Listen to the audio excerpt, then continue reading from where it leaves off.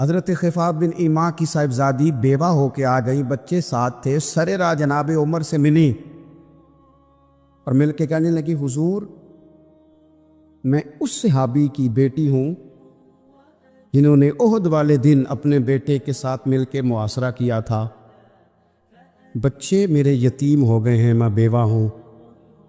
حضرت فاروق اعظم رضی اللہ تعالیٰ عنہ نے فہرست نہیں مانگی، خرچے کی ڈیٹیل نہیں مانگی، تم آنا فلانے سے ملنا، پرسوں 9 بجے آ جانا دفتر، یہ کوئی بات نہیں کی۔ حضرت عمر غور سے کھڑے، اس بیٹی کی بات سنی، چھم چھم سیدنا فاروق کی آنکھوں سے آنسو گرے، دوڑ کے گھر گئے، ایک اونٹ نکالا، وہاں سے مال غنیمت کا مال کے بھر کے 2 بوریاں، اور بوریوں میں کیا تھا؟ چاندی بھی تھی، نقدی پیسے بھی تھے، کچھ ضرورت کا سامان بھی تھا، غلہ بھی تھا، 2 بوریاں بھر کے اونٹ پہ رکھ کے خود لگام اس بیٹی کے ہاتھ میں تھما کے کا پتر سامان بھی تیرا ہے، اونٹ بھی تیرا ہے، اور یہ نہ سمجھنا یہی کچھ تجھے دیا ہے، جب یہ ختم ہوگا تو رب تیرے لیے اور بندوبست فرمائے گا۔ کیا مانا؟ کہ ڈیوٹیاں لگا دی گئی ہیں، ہمیں پتہ ہے یہ سامان کب تک ختم ہو جائے گا، پیسے کب تک ختم ہو جائیں گے، تیرے لیے میں نے نئے حکم بھی جاری کر دیے ہیں۔ ایک شخص نے کہا حضور ایک بیوہ کو آپ نے کچھ زیادہ ہی نہیں دے دیا؟ کہا ایک ہی خاتون کو آپ نے اتنا نہیں دے دیا؟ تو حضرت عمر ناراض ہو گئے، فرمانے لگے تجھے تیری مار ہوئے، میری نظروں میں آج بھی وہ جلوہ موجود ہے جب اس کا باپ اور بھائی میدان احد میں کافروں کے خلاف لڑائی کر رہے تھے، آج تک میری نظر میں موجود ہے، تو کہتا ہے میں نے زیادہ دے دیا۔ عزیز دوستو، عرب شریف کے اندر بے شمار مسائل تھے، بت پرستی، عقیدے کا بگاڑ سب سے بڑا مسئلہ تھا۔ اس کے بعد پھر عورتوں پر ظلم ہے، غلاموں کو بیچا جاتا ہے، لوگ ایک دوسرے کے حقوق غصب کرتے ہیں، ڈھیروں مسائل تھے، اور صدیاں بیت گئیں۔ حضرت عیسیٰ علیہ السلام کے بعد آسمان سے کوئی وحی نہیں آئی، زمین و آسمان کا رابطہ نہیں ہوا، بے شمار مسائل تھے جن پر فوری اصلاح کی ضرورت تھی۔ لیکن جو پہلی وحی آئی ہے نا غار حرا میں، جو صدیوں بعد زمین کا آسمان کا آپس میں پہلا رابطہ ہوا ہے، وہ نہ تو بظاہر عقیدہ توحید پر ہے، نہ عورتوں کے حقوق کی بات کرتی ہے، نہ غلاموں کی بات کرتی ہے۔ جو پہلی وحی نازل ہوئی ہے وہ وحی یہ کہتی ہے کہ اقرأ بسم ربک الذی خلق، پڑھو اپنے رب کے نام سے جس نے پیدا کیا ہے۔ جو پہلی وحی نازل ہوتی ہے وہ یہ کہتی ہے کہ اپنے رب کے نام سے پڑھو۔ معنی کیا ہے؟ کہ پڑھو گے نا اللہ کے نام سے، کتاب و سنت کو پڑھو گے تو عقیدہ توحید بھی ٹھیک ہو جائے گا، عورتوں کے حقوق کی بھی سمجھ آ جائے گی۔ یہ جو اسٹیج پہ دوست بیٹھے انہیں موبائل نہیں چلانا چاہیے، ان کے لیے تو بالکل درست نہیں ہے۔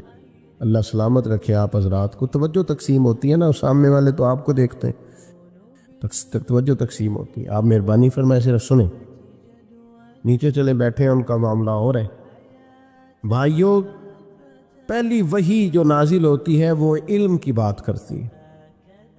تعلیم اتنی بڑی روشنی ہے جس کی وجہ سے سارے اندھیرے ہی ختم ہو جاتے ہیں۔ بعض اوقات نا اندھیرے زیادہ ہوتے ہیں اور اس اندھیرے کی وجہ سے موذی بھی زیادہ جمع ہو جاتے ہیں۔ کسی کمرے میں اندھیرا ہو تو سانپ بھی آ گیا، بچھو بھی آ گئے، چھپکلیاں بھی آ گئیں۔ اب اگر آپ اندھیرے میں ان سب کو مارنا چاہیں گے تو نہیں مار سکیں گے، ہاتھ نہیں آئیں گے، تکلیف ہوگی۔ ان سارے موذی جانوروں سے بچنے کا بہترین حال یہ ہے کہ کمرے میں اجالا کر دیں۔ آپ کے لائٹ جلاتے ہی بہت سارے جانور تو ویسے ہی بھاگ جائیں گے، مارنے ہی نہیں پڑیں گے۔ تو یاد رکھیے کہ اندھیرا کفر کا ہو، شرک کا ہو، ظلم کا ہو، جبر کا ہو، اس کا علاج کیا ہے کہ علم کا چراغ روشن کر دو۔ علم کی روشنی آپ کو پتہ ہے، جو جاہل پیر ہوتا ہے نا، وہ اپنے آستانے پہ مدرسہ نہیں بناتا۔ کیوں؟ کہ جو پرانے وڈیرے ہوتے تھے نا، الا ماشاءاللہ سارے نہیں، لیکن جو پرانے وڈیرے ہوتے تھے وہ اپنے گاؤں میں اسکول نہیں بننے دیتے تھے. جو جاہل تھے وہ کیوں نہیں بننے دیتے تھے؟ وہ کہتے تھے اگر غریبوں کے بچے پڑھ گئے تو ہماری بھینسوں کو چارہ کون ڈالے گا، پڑھنے نہیں دیتے تھے. جاہل پیر اپنے آستانے پر مدرسہ نہیں بننے دیتا، اس کو پتہ ہوتا ہے اگر یہ بچے پڑھ گئے تو مجھے پیر کون مانے گا، میرا تو سودا ہی جہالت کی وجہ سے بکتا ہے. اگر یہ پڑھ گئے تو پھر مجھے تھوڑی مانیں گے، ان کو سمجھ آ جائے گی کتاب و سنت کیا کہتی ہے. علم کی روشنی، کتاب و سنت کا علم، یہ آپ کو باطنی طور پر توانا کرتا ہے. یہ دور آیا ہے لوگ موٹیویٹ ہونا چاہتے ہیں، اس کے لیے موٹیویشنل اسپیکرز کے پاس جاتے ہیں کہ مجھے قائل کر دیا جائے. میاں بیوی کے باہمی معاملات ایک بہت بڑا اور اہم ایشو ہوتا ہے. آپ کو پتہ ہے کسی گھر کے اندر گھر بھی کشادہ ہو اور اولاد بھی ہو، ساری نعمتیں موجود ہوں، لیکن میاں بیوی کا پیار نہ ہو، اس گھر میں رہا نہیں جا سکتا. ساری آسانیوں کے باوجود اس گھر میں اذیت ہوتی. اب اس پر کتابیں لکھی جاتی ہیں، اب تو باقاعدہ سیشن ہونے لگے ہیں، لوگ موٹیویٹ ہوتے ہیں کہ حقوق کا پتہ چلے، ایک دوسرے کے ساتھ گزارا کیسے کرنا ہے. میں کہتا ہوں آپ ساری تعلیمات چھوڑیں، قرآن و سنت سے فیض لیں، آپ کا سینہ روشن کر دے گا. ایک جملہ قرآن مجید کا، ہن لباس لکم وانتم لباس لہن، مرد عورت کا لباس ہے، عورت مرد کا لباس ہے. یہ ایک جملہ قرآن مجید کا، صرف ایک، مرد عورت کا لباس ہے اور عورت، یہ صرف ایک جملہ سمجھ میں آ جائے نا، آپ کبھی غور کریں تو آپ کو اندازہ ہوگا. بڑی باتیں یہاں، بڑے خوبصورت پہلو علماء تفسیر نے چھیڑے ہیں. 3 باتیں عرض کرتا ہوں. علماء نے لکھا ہے مرد عورت کا لباس ہے. یہ دیکھیں کتاب و سنت کے علم کی روشنی کا کیا حال ہے. مرد عورت کا لباس ہے اور عورت مرد کا لباس ہے. فرماتے ہیں پہلی بات یہ ہے کہ گرمی ہو یا سردی ہو، جسم کو موسم کی شدت سے لباس ہی بچاتا ہے. آپ یعنی سخت گرمیوں میں بھی لوگ کہتے ہیں سر پہ کپڑا لے لو تاکہ دھوپ کی تمازت سے بچ سکو. گرمی ہو یا سردی ہو، موسم کی شدت سے لباس بچاتا ہے. تو میاں بیوی بھی ایک دوسرے کو حالات کی شدت سے بچاتے ہیں. یہ اس رشتے کی خوبصورتی ہے. پھر آپ یہ دیکھیں کہ بعض اوقات جسم پر دھبے ہوتے ہیں، عیب ہوتے ہیں، لباس پہن لیں تو سارے چھپ جاتے ہیں. معنی کیا ہے؟ میاں بیوی ایک دوسرے کے عیب چھپاتے ہیں. پھر انسان کتنا بھی خوبصورت کیوں نہ ہو، بغیر لباس کے خوبصورت نہیں ہوتا. اللہ کرے آپ کو سمجھ آئے. لوگ یہ نہیں کہتے بندہ اچھا لگ رہا ہے، کہتے ہیں کپڑے کتنے اچھے لگ رہے ہیں. یہ لباس پہنا ہے، اس میں آپ کتنے سجے، کتنے پیارے لگ رہے. دین نے کہا میاں بیوی ایک دوسرے کا لباس ہے. مرد بیوی کی وجہ سے سجے گا، عورت خامند کی وجہ سے زینت پائے گی. تو قرآن مجید کا جو علم ہے، قرآن مجید کی جو تعلیمات ہیں، کتاب و سنت کے جو ارشادات ہیں، وہ تازہ دم کریں گے. جب تک امت قرآن مجید سے رہنمائی لے گی، جب تک امت قرآن مجید کی طرف رغبت کرے گی، حدیث پاک کی طرف توجہ کرے گی، یہ آسان زندگی گزارے گی. لیکن ہم نا برکت کے لیے تو قرآن مجید پڑھتے ہیں. نئی دکان شروع کرتے ہیں لوگ، تلاوت کراتے ہیں نا وہاں. کس لیے تلاوت؟ تو اس لیے کرانی چاہیے تھی کہ میں دکان اس طرح چلاؤں گا جس طرح قرآن بتاتا ہے، میں اس طرح تجارت کروں گا جو احکامات، اس لیے کرانی چاہیے تھی نا. لیکن عجیب فلسفہ ہے نا، قرآن پڑھایا جا رہا ہے دکان پہ، اور اگر کام سارے وہ ہوں جو قرآن مجید کی تعلیم کے مخالف ہے تو برکت آئے گی قرآن پڑھنے سے؟ آپ تجارت اس طرح کریں جو تعلیم قرآن ارشاد فرماتا ہے. آپ صرف برکت دیکھیں جی میں نے نیا مکان بنایا ہے تو قرآن پڑھا لو. کس لیے؟ آپ یہ بتائیں کہ آپ نے مکان اسی طرح بنایا نا حلال پیسوں کا جو قرآن بتاتا ہے. آپ اس میں زندگی اسی طرح گزاریں گے جو قرآن تعلیم دیتا ہے. تعلیم قرآن کے مطابق قرآن کہتا ہے یا ایھا الذین آمنوا قوا انفسکم واہلیکم نارا، اے ایمان والو خود بھی جہنم سے بچو اور اپنے گھر والوں کو بھی جہنم سے بچاؤ۔ یہ قرآن مجید گھر بتانے کا طریقہ بتاتا ہے کہ کوئی ایسا کام نہ کرنا جو دوزخ میں لے جائے، تم نے خود بھی بچنا ہے۔ حضرت عمر رضی اللہ تعالیٰ عنہ نے یہ آیت نازل ہوئی تو نبی کریم علیہ السلام سے پوچھا یا رسول اللہ اس کا معنی کیا ہے؟ خود بھی دوزخ سے بچو اور اپنے گھر والوں کو بھی بچاؤ، اس کا کیا معنی ہے؟ تو نبی پاک علیہ السلام نے فرمایا عمر اس کا معنی یہ ہے کہ جن چیزوں کا اللہ رسول تمہیں حکم دیتے ہیں تم اپنے گھر والوں کو ان چیزوں کا حکم دو، اور جن چیزوں سے رب رسول تمہیں منع کرتے ہیں تم اپنے گھر والوں کو ان چیزوں سے منع کرو۔ مطلب کیا ہوا کہ گھر اس طرح چلاؤ جو دین کہتا ہے، اپنے گھر کے اندر نظام وہ نافذ کرو جو قرآن و حدیث کا نظام ہے، جو قرآن و سنت کا پیغام ہے، لیکن لوگ تلاوت کرائیں گے گھر میں برکت کے لیے۔ قرآن کے مطابق گھر چلانے کی کوشش ہے۔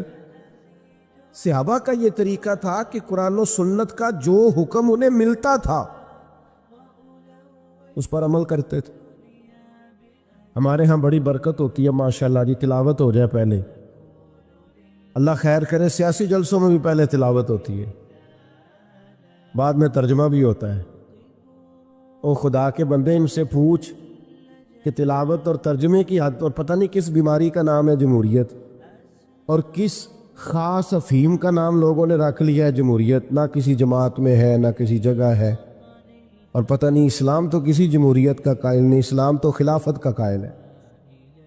اسلام تو کہتا ہے کہ آپ کو کوئی نیا قانون بنانے کی ضرورت ہی نہیں، قانون تو اللہ رسول نے بنا دیے، آپ نائب بن کے ان کا نفاذ کرے، بات ختم ہو گئی۔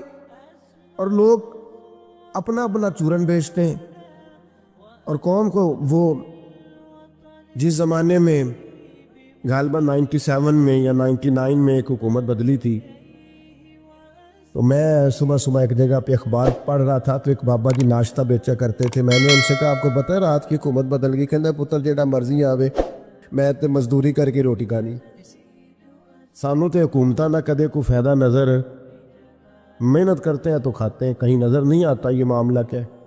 تو بھائی یاد رکھیں گے آپ کہ آپ تلاوتیں تو کرا رہے ہیں اسمبلیوں میں بھی، دیگر جگہوں، یہ بھی بتائیں کہ قرآن کے نظام کے مطابق چلا رہے ہیں نظم کو۔ قرآن مجید حدیث پاک یہ عمل کے لیے ہے۔